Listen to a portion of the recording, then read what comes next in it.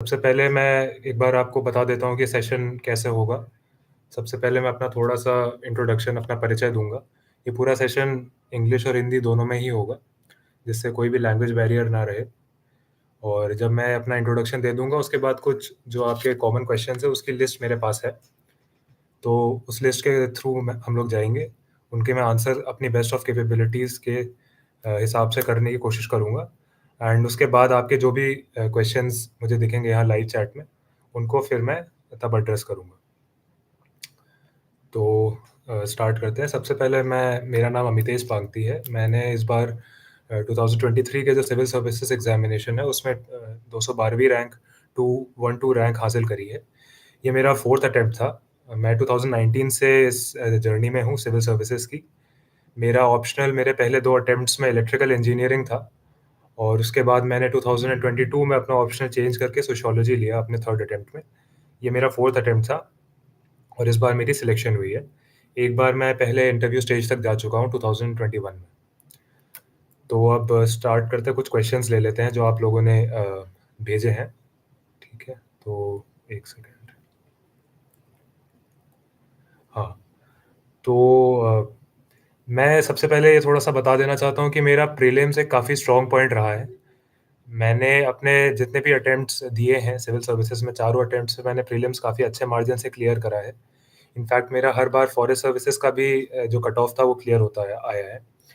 मेरे मार्क्स 2020 में 120 थे, 2021 में 112 थे, 2022 में 110 थे और 2023 के मार्क्स अभी फाइनली रिलीज़ नहीं हुए हैं क्योंकि मैंने फॉरेस्ट सर्विसेज़ का भी इस बार भरा था, तो अभी उसकी मार्कशीट आई नहीं है। बट इन एवरी केस मेरा मार्जिन कट ऑफ से हमेशा 20 मार्क्स से ज़्यादा ही ऊपर रहा है। तो ये मैं सबसे पहले थोड़ा अपना क्रेडिबिलिटी बताना चाहता था कि प्रीलिम्स के बारे में मैं आप लोगों को अच्छे से गाइड कर सकता हूँ। तो इसमें जो सबसे पहले जो एक रहता है कि बेसिक बुक्स अगर आप ऑलरेडी इस जर्नी में हैं, जैसे अभी अगर आप 2024 का अटेम्प्ट दे रहे हैं, तो मोस्ट लाइकली आप काफ़ी समय से इसकी तैयारी कर रहे होंगे। तो मैं ये एक्सपेक्ट करता हूँ कि इस समय आपने बेसिक बुक्स जो हैं, जो कि है एनसीईआरटीज़, एंशिएंट एंड मिडीवल की, आर्ट एंड कल्चर की जो आती है क्लास 11th की, इसके अलावा स्पेक्ट्रम जो होती है मॉडर्न हिस्ट्री की, ये सारी बुक्स आपने मोर मोर और लेस कवर कर रखी होंगी, but just for the sake of completion मैं बता देता हूँ कि मैंने कौन-कौन सी बेसिक बुक्स से प्रीलिम्स की तैयारी करी थी। तो एंशिएंट एंड मिडीवल एनसीईआरटीज़ के लिए, दोनों के लिए ही मैंने जो ओल्ड एनसीईआरटीज़ थी वो स्टडी करी थी। आर्ट एंड कल्चर के लिए भी जो क्लास 11th की एनसीईआरटी है मैंने वो पढ़ी थी। इसके अलावा जो नितिन सिंघानिया सर की जो बुक है आर्ट एंड कल्चर पे, मैंने वो भी कुछ-कुछ कंपोनेंट्स उसके भी परuse करे थे। उसमें जो ख़ास करके जो फर्स्ट चैप्टर है, जो आर्किटेक्चर के ऊपर है, वो काफ़ी मैंने अच्छे से पढ़ा था। उसके काफ़ी मुझे उसका एडवांटेज भी मिला कि वो एक उसने बेस तैयार कर दिया था कि जो इंडियन आर्किटेक्चर है उसके लिए। इसके अलावा उसी बुक में बुद्धिज़्म एंड जैनिज़्म का भी काफ़ी अच्छे से विवरण दिया हुआ है। तो मुझे लगता है आप वहाँ से उस वाले चैप्टर को भी अच्छे से कवर कर सकते हैं। तो आप, क्योंकि बुद्धिज़्म एंड जैनिज़्म के काफ़ी सवाल हमको देखने को मिलते हैं। आप सबके क्वेश्चंस मैं लूँगा। अभी थोड़ा-सा आप थोड़ा-सा पेशेंस रखिए। मैं कुछ क्वेश्चंस जो जनरल पॉपुलेस के होते हैं, पहले मैं वो एक्सप्लेन कर देता हूँ। उसके बाद हो सकता है आपके काफ़ी सारे सवाल उसमें ही आंसर हो जाएँ। फिर मैं आपके इंडिविजुअल क्वेश्चंस को भी एड्रेस करूँगा। काफ़ी टाइम है हमारे पास, आप लोग थोड़ा-सा पेशेंस रखिए। लेकिन आप लोग अपने क्वेश्चंस डालते ज़रूर रहिए। जो लाइव चैट है, उसमें जो भी आपके डाउट्स हैं, वो सब लिख दीजिए। मैं सबको एड्रेस करूँगा towards the second half of the session. तो अब बेसिक बुक्स की बात कर रहे थे हम, तो इसके अलावा पॉलिटी के लिए लक्ष्मीकांत ही रही है मेरे मेरे लिए। फिर एनवायरनमेंट और साइंस एंड टेक के लिए मैंने थोड़ा-सा, एक जो पहले कहते हैं कि शंकर आईएएस की बुक यूज़ करते हैं लोग, मैंने वो नहीं यूज़ करी थी। एक अग्रहारी सर, एक रवि अग्रहारी सर थे, उनकी ही एनवायरनमेंट और साइंस एंड टेक की बुक्स थी, मैंने वो रेफ़र करी थी। तो वो बुक्स काफ़ी अच्छी हैं उसमें, क्योंकि उन्होंने काफ़ी सारे पीवाईक्यूज़ को इंक्लूड करके अपना कंटेंट बनाया है। तो जो हमें कभी-कभी इश्यू रहता है कि पीवाईक्यूज़ के हमको प्रॉपर आंसर्स नहीं मिलते हैं, चाहे वो प्रीलिम्स या मेंस की बात हो, तो उसके ऊपर उन्होंने काफ़ी अच्छा उसका एनालिसिस करके अपना कंटेंट डेवलप करा है, तो मुझे वो डिसेंट लगी थी, इसलिए मैंने उसको फ़ॉलो करा। ये रवि अग्रहारी सर की बुक्स बुक्स की बात कर रहा हूँ मैं।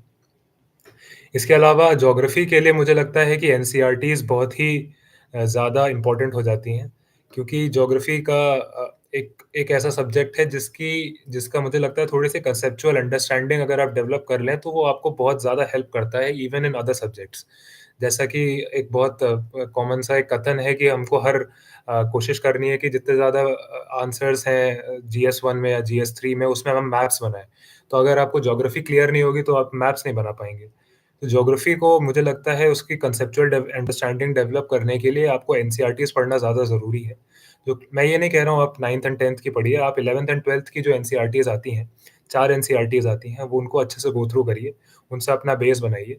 इसके अलावा अगर आपके पास थोड़ा टाइम बचता है, अभी तो नहीं रिकमेंड करूँगा मैं, बट अगर अगर फ्यूचर में अगर कोई एस्पिरेंट 2025 या 26 के लिए तैयारी कर रहा है, तो मैं कहूँगा कि आप फिर उसके बाद ये एनसीईआरटीज़ डेवलप करने के बाद आप जीसी लियोंग को भी रेफ़र कर सकते हैं। उसमें कुछ टॉपिक्स काफ़ी लूसिडली दिए हुए हैं और वो थोड़ा-सा एक एडवांस लेवल है, तो आप उसको भी यूज़ कर सकते हैं। इसके अलावा इकोनॉमिक्स जो कि एक काफ़ी करंट ओरिएंटेड टॉपिक है, मुझे लगता है उसके लिए भी थोड़ी-सी फाउंडेशन डेवलप करनी ज़रूरी है। तो उसके लिए मैंने नमन जैन सर एक टीचर हैं, वो अभी आई थिंक प्रेप लैडर या किसी से एसोसिएटेड हैं। तो उनके जो नोट्स हैं मैंने वो यूज़ करे थे, वो मुझे काफ़ी सही अच्छे लगे थे और उन्हीं नोट्स को मैंने अपना बेस बनाया था। इसके अलावा मैंने जो क्लास 12th की मैक्रो इकोनॉमिक्स की एनसीईआरटी आती है, मैंने उसको भी काफ़ी डिटेल में पढ़ा था। वो बहुत ही अच्छी एक बुक है क्योंकि उसमें ग्राफ्स और बहुत बेसिक लैंग्वेज यूज़ करके जो डिफिकल्ट कॉन्सेप्ट्स होते हैं बैंकिंग और ओपन इकोनॉमी, मैक्रो इकोनॉमिक्स इन सब से एसोसिएटेड उन्होंने काफ़ी अच्छे से एक्सप्लेन करे हैं और काफ़ी सवाल उसमें डायरेक्टली आ भी जाते हैं। जैसे मुझे याद है 2021 में मनी मल्टीप्लायर का सवाल एक आया था। वो वैसे तो एक पीवाईक्यू का रिपीटेड ही क्वेश्चन था, लेकिन वो भी डायरेक्टली मैक्रो इकोनॉमिक्स के एनसीईआरटी में दिया हुआ था। एक सेकंड लाइट थोड़ा-सा इश्यू हो गया है। हाँ, तो अब सॉरी फॉर दैट डिस्टर्बेंस। ये लाइट का इशू हो गया था, तो अब मैं कंटिन्यू करता हूँ। तो इकोनॉमिक्स के लिए मैं बोलूँगा कि एनसीईआरटी जो है क्लास 12th की स्पेसिफिकली, वो काफ़ी एक अच्छा सोर्स है और उसके अलावा मैंने तो नमन जैन सर के जो नोट्स हैं वो यूज़ करे थे। आप मृणाल सर के नोट्स और या फिर आई थिंक मृणाल सर के नोट्स ही हैं जो उसके अलावा सबसे ज़्यादा पॉपुलर है मार्केट में। तो आई डू थिंक कि सब मेरे जितने फ्रेंड्स भी हैं उन्होंने भी काफ़ी लोगों ने यूज़ करा है जिनका सिलेक्शन भी हुआ है इस बार। तो I think that is also a safe bet to have with regards to macroeconomics. इसके अलावा जैसे वैसे तो हम इंटरनेशनल रिलेशंस को हम यूजुअली नहीं कंसिडर करते हैं कि वो एक पार्ट होगा प्रीलिम्स का, लेकिन टू सम एक्सटेंट मुझे लगता है कि ज्योग्राफी के क्वेश्चन सॉल्व करने के लिए आपको थोड़ी-सी अंडरस्टैंडिंग होनी ज़रूरी है इंटरनेशनल रिलेशंस की भी। क्योंकि काफ़ी सवाल ऐसे आ जाते हैं जैसे कि आपसे कुछ पूछ लेगा कि कोई रीजनल बॉडी है, ब्रिक्स है या फिर क्वाड है। इस तरीके के सवाल आपसे पूछे जा सकते हैं प्रीलिम्स में, तो थोड़ी बेसिक अंडरस्टैंडिंग आईआर की होनी चाहिए। उसके लिए एक तो इम्पोर्टेंट है कि आप न्यूज़पेपर्स पे काफ़ी ज़्यादा रिलाय करें क्योंकि उसमें काफ़ी अच्छा होलसम कवरेज दिया रहता है। उसके अलावा मैंने मिनिस्ट्री ऑफ एक्सटर्नल अफेयर्स का जो हो की जो वेबसाइट है, उसके होम पेज पे उन्होंने अलग-अलग कंट्रीज़, अलग-अलग रीजन्स के साथ जो बायलैटरल या मल्टीलैटरल रिलेशनशिप्स हैं, उसके ऊपर कुछ डॉक्यूमेंट्स दिए हुए थे। तो मैंने उनको यूज़ करके अपने खुद से नोट्स बनाए थे और मैं वही पढ़ता था। तो वो मैं रिकमेंड करूँगा, वो बोथ आपके प्रीलिम्स के लिए भी कुछ क्वेश्चंस के लिए और साथ ही में मेंस का जो जीएस 2 का एक सिग्निफिकेंट सेक्शन है इंटरनेशनल रिलेशंस का, उन दोनों में आपकी हेल्प करेगा। इसके अलावा जब ये तो हो गई हमारी बेसिक बुक्स की, अब हमें प्रीलिम्स में अगर हमें स्कोर करना है तो हमको इन बेसिक बुक से एक स्ट्रैटेजी ऐसी इजाद करनी है कि हम वहाँ पर जा करके अच्छा स्कोर कर पाएँ। तो वो स्ट्रैटेजी इजाद करने के लिए जो सबसे अच्छा तरीका होता है वो है आप मॉक टेस्ट दीजिए। सारे टॉपर्स बोलते आते हैं कि मॉक टेस्ट देना बहुत ज़्यादा इम्पोर्टेंट है और मैं भी यही बोलूँगा कि जितने भी आप मॉक टेस्ट दे सकें, ख़ास करके अगर आप अपने पहले और दूसरे अटेम्प्ट में हैं और आपने पहले कभी क्लियर नहीं करा है या फिर, तो आप जितने ज़्यादा मॉक टेस्ट हो सकें उतने दें। लेकिन ये है कि उसमें अगर आप मॉक टेस्ट सिर्फ देने के लिए दे रहे हैं तो मत दीजिए। बट आपको उन मॉक टेस्ट देने के बाद उन जो क्वेश्चंस में आप फँस रहे हैं, उसको रीविज़िट ज़रूर करिए। मैं ये नहीं कह रहा हूँ कि आप जा कर के उन्हीं को बार-बार रिवाइज़ करिए उनके आंसर्स को। लेकिन ये है कि अगर आपने कोई मिस्टेक कर दी है किसी एक बार में, तो वो मिस्टेक फिर से रिपीट नहीं होनी चाहिए। आप इस बात पर फ़ोकस करें। इसके अलावा जो मैंने कुछ मॉक टेस्ट दिए थे मैं उनके नाम ले लेता हूँ, जैसे जीएस स्कोर के, विजन आईएएस के, फोरम आईएएस के, इनसाइट्स के, इनके मुझे मॉक टेस्ट काफ़ी अच्छे लगे थे। केएसजी के मॉक टेस्ट मुझे थोड़े अच्छे नहीं लगे थे क्योंकि मुझे जब मैंने दिए थे तो वो थोड़े से एक हायर लेवल के लगे थे मुझे। इसलिए फिर मैंने उन मॉक टेस्ट को फिर अप्रोच ही नहीं करा। इसके अलावा जो उसके अलावा मैंने एक और चीज़ करी थी स्पेसिफिकली इसके लिए, प्रीलिम्स के लिए, कि एक टेक्स्ट बुक करके एक ऐप आता है। उसका मैंने एनुअल सब्सक्रिप्शन ले लिया था, अराउंड 300 या 300-400 रुपए तक का सब्सक्रिप्शन होता है और उसमें आपको बहुत आयत वो फ्री टेस्ट अवेलेबल हो जाते हैं, जिसके हेल्प से आप बहुत आसानी से बहुत सारे नए-नए क्वेश्चंस को अपनी सहूलियत से अपने फ़ोन में या अपने लैपटॉप में आराम से सॉल्व कर सकते हैं। और उनका मुझे यूज़र इंटरफ़ेस भी काफ़ी अच्छा लगा है कि उसमें अगर कोई ऐसा क्वेश्चन है जो फँसता है, तो आप उस क्वेश्चन को सेव कर सकते हैं, बुकमार्क कर सकते हैं, अलग-अलग फ़ोल्डर्स बना सकते हैं जिसमें आप स्टोर कर सकते हैं। तो मुझे वो ऐप काफ़ी अच्छा लगा था और मैं उसको रिकमेंड करूँगा अगर ख़ास करके अगर आप अ, फर्स्ट या सेकंड अटेम्प्ट में हैं अपने प्रीलिम्स में। और जैसा कि कुछ सवाल भी पूछे जा रहे हैं कि पीवाईक्यूज़ का क्या सिग्निफिकेंस है, मैं हमेशा यही बोलता आया हूँ कि PYQ is king in UPSC. PYQ is the king maker and also the king. तो अगर आप पीवाईक्यूज़ कर रहे हैं, शिद्दत से कर रहे हैं, डिलिजेंटली कर रहे हैं, तो कोई पावर नहीं है जो आपको रोक सकती है इस एग्ज़ाम में। प्रीलिम्स हो, चाहे मेंस हो, चाहे वो इंटरव्यू हो। तो प्री-वाईक्यूज़ करना बहुत ज़्यादा ज़रूरी है और बहुत एक स्ट्रक्चर्ड तरीके से करिए। ऐसे मत करिए कि अभी मैं फ्री बैठा हूँ या खाना खा रहा हूँ तो मैं पी-वाईक्यूज़ देख लेता हूँ। ऐसा करना आई थिंक ख़ास करके पहले 2 अटेम्प्ट्स में सही नहीं रहेगा। आप उसको प्रॉपर डेडिकेटेड तरीके से सॉल्व करिए। साल या तो आप चाहे तो साल-साल के उठा के कर सकते हैं या फिर अब तो किताबें ऐसी भी आ गई हैं जो कि सब्जेक्ट वाइज़ या टॉपिक वाइज़ भी पी-वाईक्यूज़ को इकट्ठा करके आपको दे देती हैं। तो आप उसको भी यूज़ कर सकते हैं। जैसे आपने अगर कोई पढ़ाई करी, कोई कोई सब्जेक्ट उठाया आपने, मैक्रो इकोनॉमिक्स का टॉपिक उठाया, फिर आप उसमें से पीवाईक्यूज़ उसके देखिए एक्सक्यूज़ मी, उसके पीवाईक्यूज़ देखिए कितने आप सॉल्व कर पा रहे हैं। तो उससे आपका एक तो फीडबैक भी होता रहेगा और फिर कई बार ऐसा होता है कि ये सवाल रिपीट भी हो जाते हैं। तो उन सवाल जो रिपीट हो रहे हैं उसके लिए बहुत ज़रूरी है कि आपने पीवाईक्यूज़ काफ़ी अच्छे से कर रखे हों। Just a second.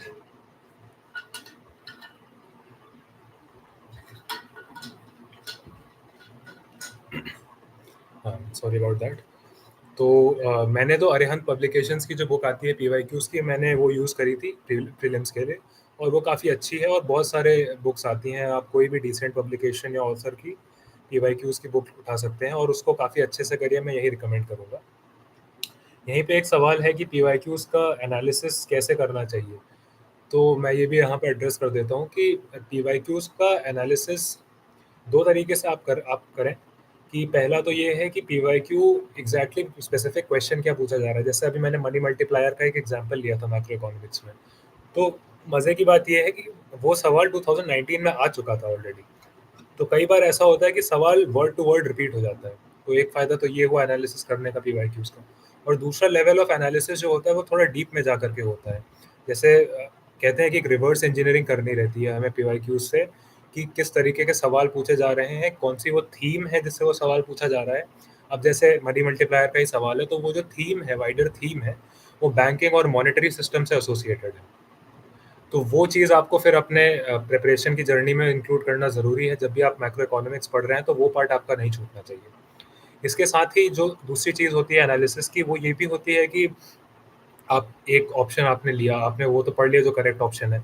लेकिन आप साथ में ये भी देखें कि उसके अलावा जो अलग-अलग दूसरे ऑप्शंस दिए हैं, वो ऑप्शंस की बैक स्टोरी क्या है? वो ऑप्शंस कैसे लिंक हो रहे हैं हमारे क्वेश्चन के साथ? तो मनी मल्टीप्लायर में ही अगर कुछ और जैसे या कोई भी एक एग्जांपल है, जैसे कई बार ऐसा पूछ लिया जाता है कि अगर एक सागर दे दिया है आपको, जैसे मेडिटेरेनियन सी दे दिया है या फिर कैस्पियन सी दे दिया है, जिसमें वो पूछते हैं कि आपके आसपास की कंट्रीज़ कौन-सी हैं? तो आपने चलिए ये तो कर लिया कि हाँ, ये जैसे ये अगर ब्लैक सी की बात कर रहे हैं तो उसके आसपास की कंट्रीज़ में टर्की हो जाएगी, बुल्गारिया हो जाएगी और यूक्रेन हो जाएगी, रशिया हो जाएगी। लेकिन उसके साथ ही में कई बार ऐसा होता है दूसरे ऑप्शंस में कुछ अलग-अलग कंट्रीज़ या अलग-अलग सीज़ के बॉर्डरिंग कंट्रीज़ भी दिए रहते हैं, जिसके जो सही आंसर नहीं होगा उस पर्टिकुलर क्वेश्चन में, लेकिन वो आपको एक तरीके का सिग्नल दे सकता है कि अगली बार आपको कहाँ से ऐसा सवाल बनाया जा सकता है। तो खास ये ज्योग्राफी में काफ़ी देखने को मिलता है हमको और बहुत दूसरे टॉपिक्स में भी। तो आप इस बेसिस पर ये कर सकते हैं, इस तरीके से भी आप एनालिसिस कर सकते हैं पीवाईक्यूज़ की प्रीलिम्स के लिए। मैं मेंस के पीवाईक्यूज़ पे भी आऊँगा, वो थोड़ा आगे हम बात करेंगे। ठीक है, तो ये आई थिंक प्रीलिम्स के जीएस-1 की बात हो गई।